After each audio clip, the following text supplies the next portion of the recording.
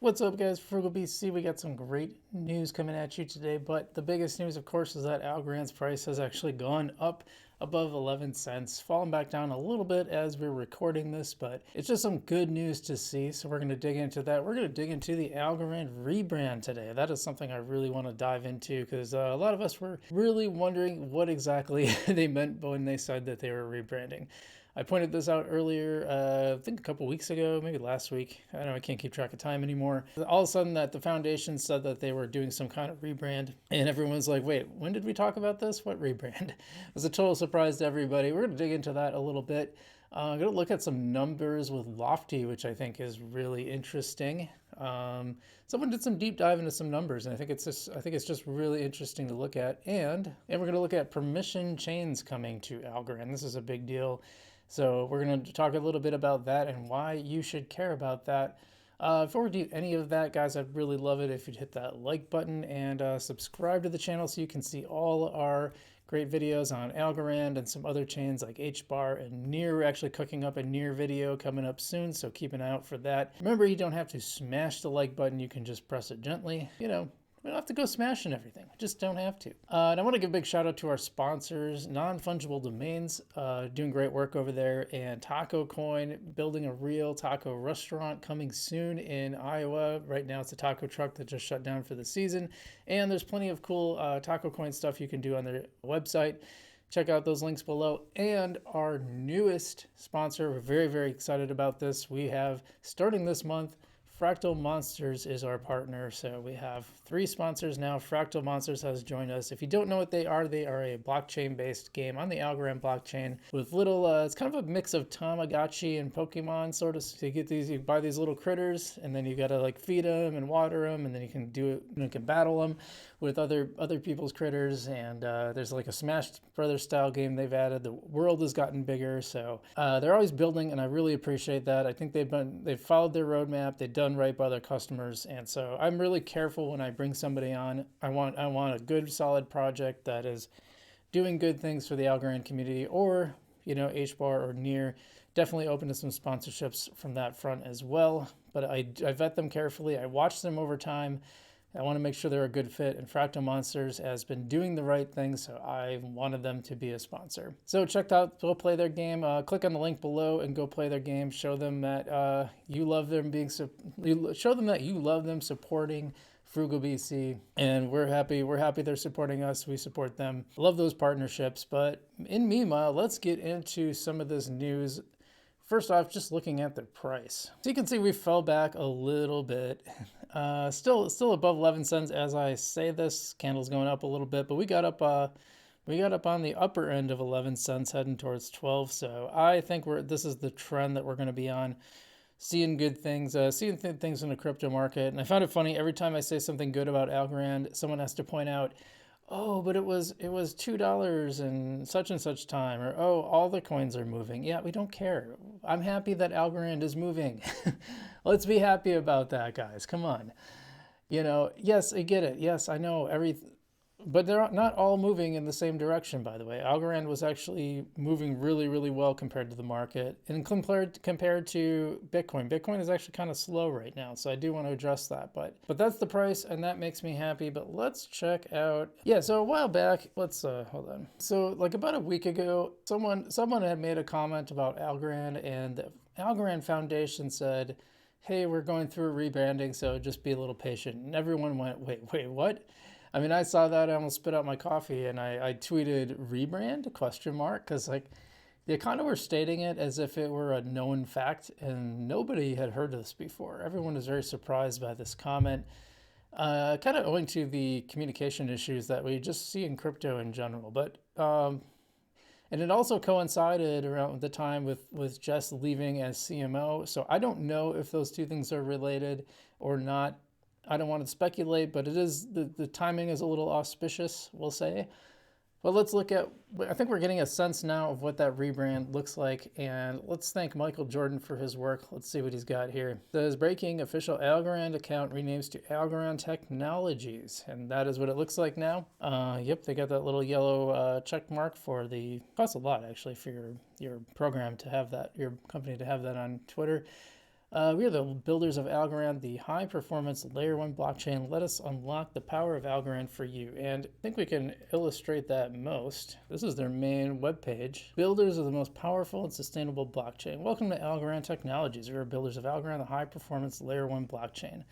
Let us unlock the power of Algorand for you. I like this. And maybe just had a maybe just had a bullet in this. I don't know. Our mission, team, technology, services. Yeah, someone brought up the idea of blockchain as a service. This seems to be the direction they're going. I like it.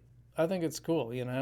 For a long time, and I brought this up. This actually got mentioned. This was mentioned on Adam Bergman's channel. He talked about what I said at Decipher during the Algo fam live Twitter spaces, that basically Sean Ford was saying, well, we believe that the tech kind of sells itself, and the best tech always wins. And I said, actually, the best tech doesn't always win. Just look at VHS Betamax. Betamax had superior visuals and sound. VHS won because it made the right moves and got itself entrenched in the ecosystem. And so the best tech doesn't always win. You have to have marketing, you have to be convincing, and you need a little bit of splash. And Algorand just hasn't had a lot of splash. But I like this approach. I like this very businessy approach, which may not be very splashy, so to speak, but it's a good direction for Algorand. I like it. Let's move on. Kind of speaking of changes, we got permission chains coming to Algorand. This is also shared by Michael Jordan. You guys should follow him if you don't. He's got a lot of good news. Why would someone need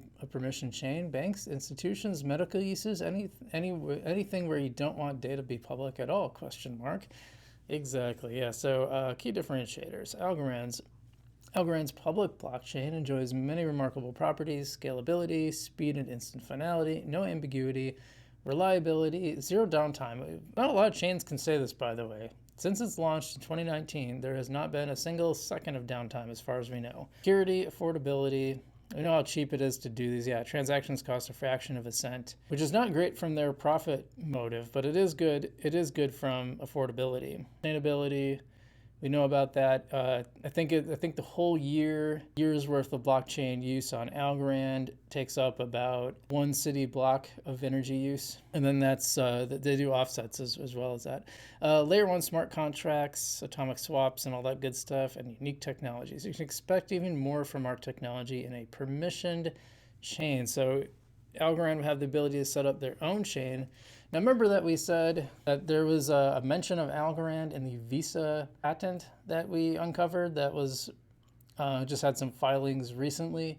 Kind of makes you wonder, right? Kind of makes you wonder, like, if they're looking at a permission chain. I know that some of these credit card companies had their own proprietary blockchains, but seems like a lot easier. Instead of developing it in-house, just contract with something like Algorand. And I think that'll be huge. I think that's a big deal. We want to see more of that kind of stuff. And then the last thing I thought was really interesting. I've been talking a lot about Lofty AI, and Kyle Lisi put together some numbers, and I think those numbers are really interesting to look at. Let's take a look at this. Yeah, here we go. So first of the month, Kyle says, maybe it's just Lise. Might not be Lisi, Kyle Lise. It says, first of the month, let's do Lofty AI numbers. Properties on the platform, 134, which is 3 more than last month. So he's doing month-over-month totals. Trading volume is about $350,000, which is a 56% increase from the last month-over-month.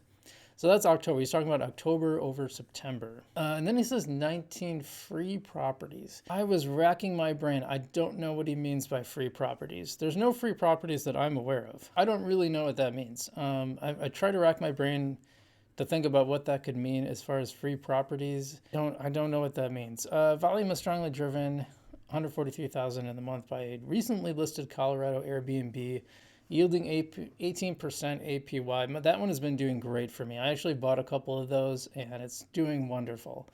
Good stuff. And then they just launched a hotel room from a resort in Tulum, Mexico, offering 10% APY for 5 years, regardless of occupancy status. Now, he has some stuff to say about this. I'll say I've been to Tulum, and I really like it a lot.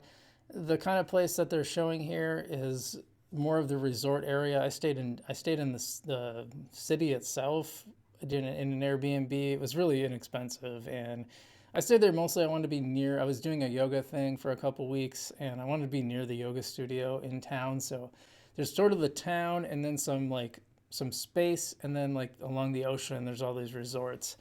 So you have a very different experience. And this is more the resorts. This is where like most tourists are probably going to go. And I'm not trying to be like, oh, I'm so advanced, but I just think it's cool to be amongst the actual people when you go somewhere and not like kind of secluded away in these resorts. I mean, then you might as well just be anywhere, in my opinion. But very beautiful area, very fun. I really like Mexico. I want to get back to this. I might actually invest in that one. He says he doesn't love the property because the owner's cashing out equity without lowering the debt on the property. It means high APYs for the lofty owners who have free and clear equity, but also some increased tail risk that most lofties don't have, as they are zero debt. Yeah, maybe, but if it's guaranteed for 5 years, I think it's probably safe. And then Charlie asked, I would love to learn more about Lofty AI. Good research YouTube video. Well, I've done quite a few videos on Lofty, and I've given the good and the bad case for it. And most of the bad cases are around two things. The platform when it first launched, it worked flawlessly. Then they went to a new system, and they kind of had to go to a new system because they needed the secondary market to work. But once they did that, it just has not worked properly since. And it's starting to be a little bit better. One of the weird things was that you have to sign this like agreement when you buy a coin, and once you sign it, it's supposed to go away. Well, mine just were persistent. They would not go away no matter how many times I signed it. I told it to the Lofty team, and it still didn't disappear until like this spring finally. No, this summer, I think after I made a video about it, they finally fixed it apparently. But I mean, it was like 6 months after I said, hey, this is a really bad bug. You should fix this. It's just annoying. It should be a pretty simple fix, I would think, but who knows? Oh yeah, I still have my earphone in. Yeah, so, and then the other thing is like, I have a lot of properties right now that are not paying. They've decreased now. There's fewer of them. More properties are paying. So I'm starting to get a decent like daily yield. You get daily rent payments from this, which is kind of cool. They're little micro payments. Yeah, so I've got some issues with it, but overall, I think it's kind of a cool experiment. It's been fun to see how it really goes with real estate because you have all these properties, so you get to see the good. You know, like the McDonald's property is just solid. It's just been solid. And you can still buy them. It's only 6% cash yield, but it's solid. It's going to pay every month. And that one has just never let me down. And so far, I've been trying to like go toward the multifamily more and kind of saving my income for those because, you know, there's some leeway. Even if if you've got a couple tenants that aren't paying, well, at least you have the rest of the tenants that are. So that's what I'm looking at, but that is the news for this week. Again, go check out our sponsors in the description, Non-Fungible Domains, Fractal Monsters, and Taco Coin. Check all those guys out. And otherwise, stay safe out there, guys. Keep watching because I think prices are going to go up. Things are going to get exciting now. We're heading into the bull market very soon. This is kind of the start of the first mini run up. So, you know, just hang on to your seats. And I'm Frugally C, and I will see you in the future.